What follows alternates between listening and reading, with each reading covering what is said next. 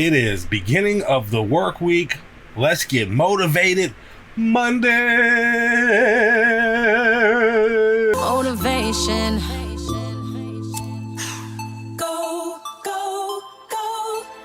So let's get motivated for the week. You got plans, you got goals. Let's tackle. Let's go. Let's do this thing. Girl, I turn that thing into a rainforest. And my cup of joe for today is these Kings, man. I tell you what, they know how to blow a lead, that's for sure.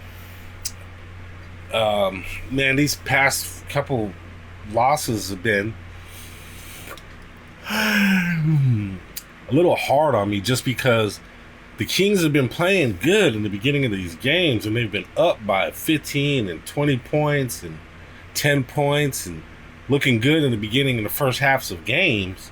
And then second half hits, or the fourth quarter hits, or the last 5 minutes hit, and the Kings forgot how they were playing. They played totally different and changed their style of play and what they were doing, which the fourth quarter is not the time to change up styles unless you're getting blown out and you need to do something different. Then, I mean, I could see, but you're winning, you're doing good, keep doing what got you there, don't change up styles,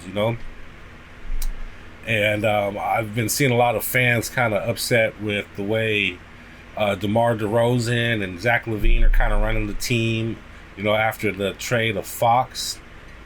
A lot of people don't like the slow down half-court style offense that DeRozan kind of runs. He's midi game, clutch game. But in my opinion, we really needed somebody like DeRozan, and his game is really suited for clutch time and playoffs and things like that. When you really need to get a bucket, he can get you a bucket. He's not a point guard. Don't let him bring the ball down the court. I think you have guys that can bring the ball down the court, like Keon Ellis, and even LaVine. LaVine can bring the ball down the court, And this was totally a game where we needed Malik Monk. We needed Malik Monk at the end of that game. We needed his aggressiveness. We needed his drives to the basket. We needed his three-point shooting. We needed his two-man game passing, where he drives and kicks, or drives and pocket passes to the big man. We needed all that. Monk's absence was really big last night, you could tell. And also Sabonis' absence, I think, is starting to hurt us at this point, because we have Jonas Valanciunas, who's a great option at center, but he's a big dude. He's a really big dude. He's good against bigger guys and taller guys, where Sabonis is kind of good against these faster teams and these teams that play small at center.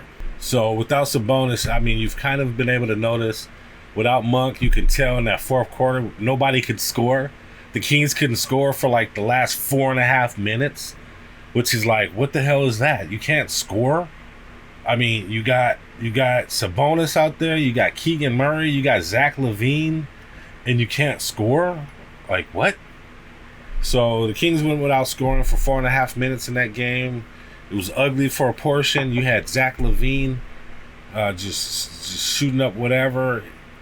He lost his shoe at one point. He was stumbling around the court, falling out of bounds. And you had Trey Lyles airballing off the backboard threes. Like, I don't know. It's the fourth quarter, and it's like these guys forget how to play.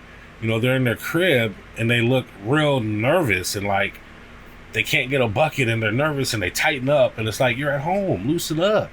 Like, it's the other team that should be tightening up and nervous, Milwaukee Bucks, they looked aggressive. They looked ready to come get their lead back. So it was a tale of two halves, definitely.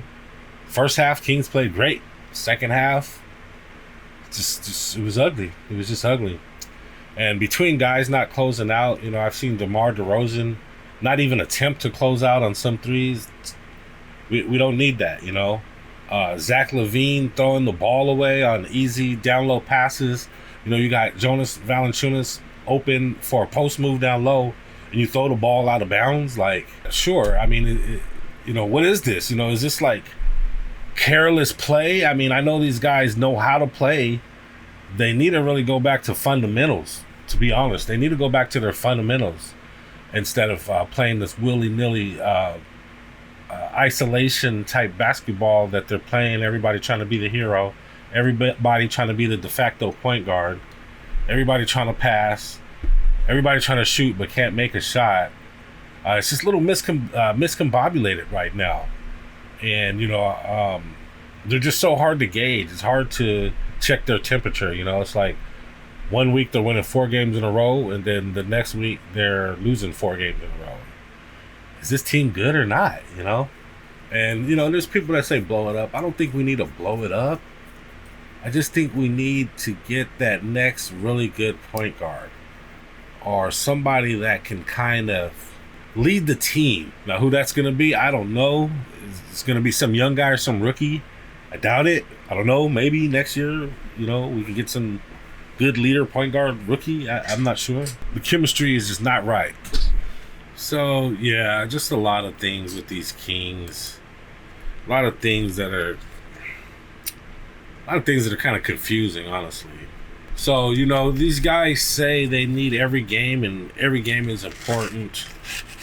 It's just when they play like this, it just makes you feel like, just feels lackadaisical, and just, I don't know, you got to have that intestinal fortitude to play defense at the end of games, especially when you have a lead. Once you have a lead, that's when you play the most defense. You don't slack off.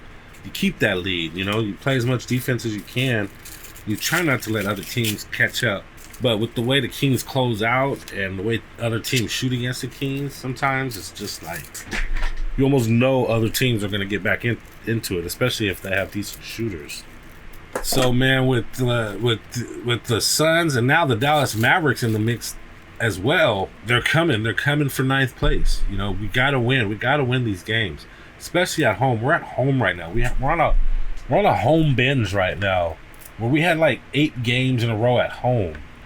That's when you hold it down. That's when you show that your home is your fortress. You don't let people come in and put their feet up on your couch. I don't care if you got to foul guys at the end of the game. Hard foul guys, knock guys over a little bit. We're not trying to hurt people here, but we also need to show some resistance, especially at home. You don't just let people come in and do whatever they want. And I know Giannis Antetokounmpo is a different animal. He's a different beast. He's a unicorn. He's this tall, super tall dude that's also super strong, super fast, can drive to the basket, has enough hops to dunk on anybody. And, he's hard to stop, especially at the end of the game when he's getting real aggressive and, but, that's when you gotta hack a guy, That's when you gotta just, you're not going to let him go up easy. He got to the basket, but no, you put your arms over both of his arms, you foul him, you might even have to bump him down. You're not trying to injure guys, but that's part of basketball. Fouling guys is actually part of playing good defense. A lot of people don't realize that. People are like, foul, don't foul, don't foul. But there's times in the game when you need to foul somebody. And it is part of your defense is fouling somebody. Or, showing that a resistance where, you're going to bump a guy instead of letting him make an easy layup. You're going to hack a guy's arms and hold him down instead of giving him an easy dunk.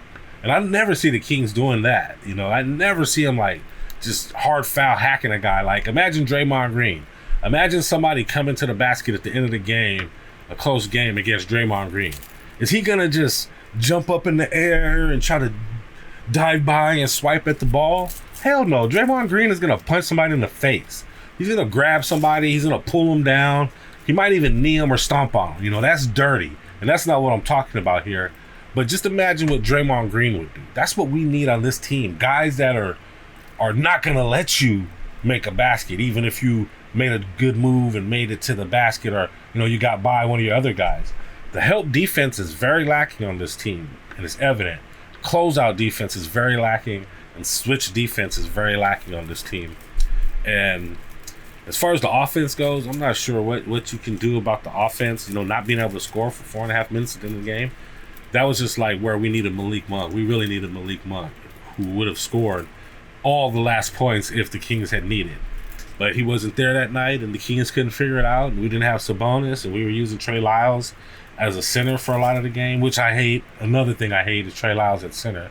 I mean, you can get away with it some games, you know, against some short centers, but for the most part, it's not conducive of winning, you know. And Trey Lyles had been playing really good recently, really athletic, looking really big down low. But this game, you know, it was like if he wasn't hitting his threes, he wasn't doing much, and he was bricking his threes at the end of the game. So that part wasn't pretty. And the Kings need to figure it out, man, before this Dallas Mavericks and this Suns team catches us. And you know what's funny? At the end of this little homestand we have, we play the Suns. So depending on where we're at in the standings, that game is going to be huge for us to play against the Suns. They beat us last time. We need our get back. We'll be at home. We need to beat those Suns when they come up in a few days. So anyway, Kings need to figure this out or we're going to fall out the play-in.